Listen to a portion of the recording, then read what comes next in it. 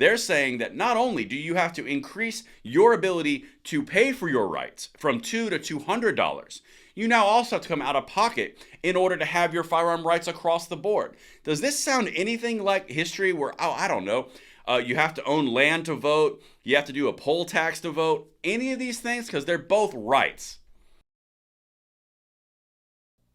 Welcome back, brothers and sisters. I am Braden. This is Langley Outdoors Academy, and thank you for stopping by.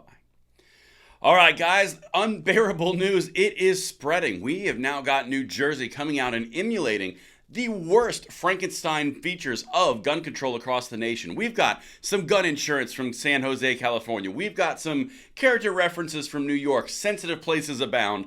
We have got to talk about this. Everything is going to be linked in the description box below. But before we dive into it, understand that this is on the gun controller's home turf.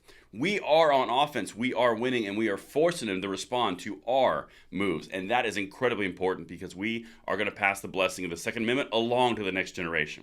As I said, everything is going to be linked in the description box below. I'm going to say a quick word from our sponsor, Established Titles, and then we're going to dive into it, and I cannot wait to hear what you guys think about this one.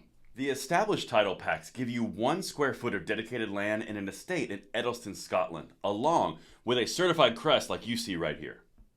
This is based on a historic Scottish custom which will allow landowners to become lords or ladies, and if you act now, you can be in the LOA little plot so we can have our own little fiefdom.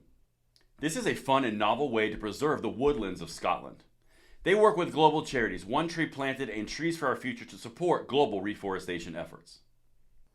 You could officially change your name to Lord or Lady and get it on your plane tickets and also on your credit cards. This makes a great last minute gift, and they have couple packs which you can get adjoining plots of land together. In order to give the ultimate conversation piece for that special someone, Established Titles is running a massive sale right now. Plus, if you use the code Langley, you get an additional 10% off. Go to establishedtitles.com/Langley to support the channel now. All right, my brothers and sisters, as I mentioned in the intro, we have got a situation coming out of New Jersey. Now, this is a bill that has been proposed, and it was proposed today. I cannot wait to hear what you guys think in the comments field below when I walk you through some of the details, because this, like I said, is a Frankenstein. Now, we're always looking to earn that subscription, so if you think that we earned that bad boy, please jump in the fold. We need as many people as we can to spread out positive two-way information consistently, and thank you so much for your consideration. All right, let's get into it. Enough of the setup. Check this out. Hoping to carry a gun in New Jersey? You might need insurance first. I'm having reminiscence of San Jose, California, and all the things we've covered. That's because that's what inspired it. Legislative leaders are promoting some of the strictest firearms rules in the country, a response to the Supreme Court ruling that overturned a New York law barring most people from carrying guns in public. So you're going to respond with the strictest firearms rules in the country when the Supreme Court was endorsing firearms support and rights. It's a whole messed up thing, but let me show you what they're doing.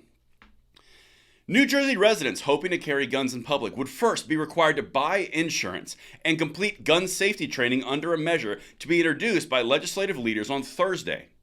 Steps that, if enacted, would represent some of the strictest gun rules in the country. Now, just to lay this Frankenstein out to some of the pieces to show you where they're coming from, you've got the Oregon proposal that's going to be on the ballot this year, this fall, that's going to be all around required gun training and all of these different infringements upon the population there. You have insurance mandates from California. You have good character requirements, social media background, and sensitive places from New York. New Jersey just took the worst parts of all the infringements across the nation in response to the Bruen decision, and they're making it into one complete monster. Let's get it, because this is dramatically unconstitutional. But, some people just aren't going to learn. Anyway. Handguns would also be barred from 25 categories of public spaces, including bars, beaches, stadiums, and daycare centers, and from any private establishment that does not post signs explicitly stating that weapons are permitted according to a draft of the bill. That sounds a lot like New York, doesn't it? Well, let's keep going because I got a few more things. Last week, a federal judge in New York invalidated key components of legislation adopted in Albany in response to the Supreme Court's ruling. New York's Attorney General has appealed the order, and on Wednesday, a federal appeals court agreed to allow the state to continue to ban guns in some public places as a 3-judge panel weighs a request to keep the law in place longer. In California, a similar bill fell 1 vote short of passage in September and is expected to be reintroduced in December. All of these things are what we covered on this channel. We are looking at a tapestry of infringements that are either falling or rising, and they're going to end up falling again in the courts in the long run. But that's not going to stop them because they are committed to this narrative. Let's keep going because, like they're alluding to, even the courts are already saying this is not going to work, but they're going to do it anyway. William J. Kastner, an advisor to Governor Philip Murphy on firearms issues, said the legal challenges that the New York law is facing will be instructive as New Jersey finalizes its legislation. That's the point that we've been saying for a long time. The New York legislation is a bellwether for the rest of the nation. California wants to do it. Oregon's trying to do it through a proposal. Now New Jersey wants to do it. This all hinges on this New York case. Eventually, if it goes the wrong way, it will continue up the channels. But let's see what they actually have to say in quotes. I got quotes. Quote, New Jersey, at least now, has the benefit of crafting this law with an eye toward defending new requirements on training, mandatory insurance, disqualifying offenses, and sensitive places where guns will not be allowed at all, Mr. Kastner said. This whole thing is a big test case of infringements, as I mentioned. This is what the sponsor is actually saying, and they're likening it to a car again. Quote, every car on the road is required to have insurance, said Nicholas Scutari, the Democratic president of the Senate, who is sponsoring the legislation. We're going to allow people to have weapons and carry them around without insuring them? That's taking a lot of responsibility. Yeah, politicians have a lot of responsibility and power too. Should we insure voting rights? Because, whoa, just saying, but let's continue.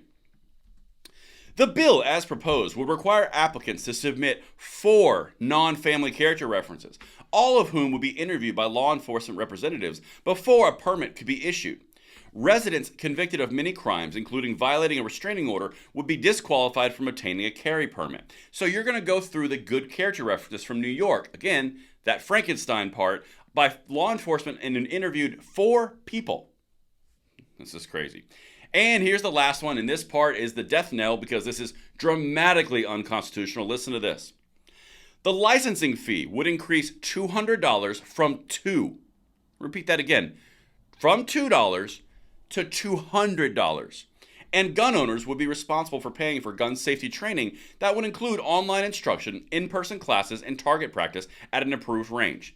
So in this bill, they're saying that not only do you have to increase your ability to pay for your rights from $2 to $200, you now also have to come out of pocket in order to have your firearm rights across the board. Does this sound anything like history where, I don't know, you have to own land to vote, you have to do a poll tax to vote, any of these things? Because they're both rights.